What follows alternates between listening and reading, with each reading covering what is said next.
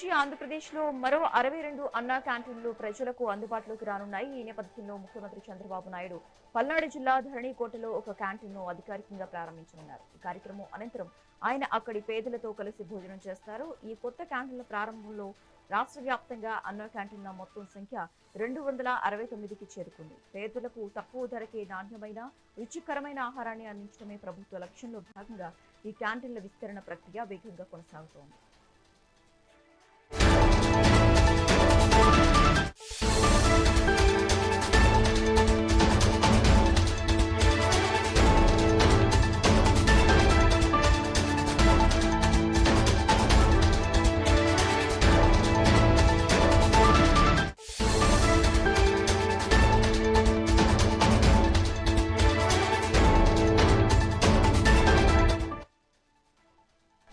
రేపటి నుంచి ఆంధ్రప్రదేశ్లో మరో 62 అన్నా క్యాంటీన్లు ప్రజలకు అందుబాటులోకి రానున్నాయి. ఈ నేపథ్యంలో ముఖ్యమంత్రి చంద్రబాబు నాయుడు పల్నాడు జిల్లా ధరణికోటలో ఒక క్యాంటీన్ను అధికారికంగా ప్రారంభించనున్నారు. ఈ కార్యక్రమం అనంతరం ఆయన అక్కడి పేదలతో కలిసి భోజనం చేస్తారు.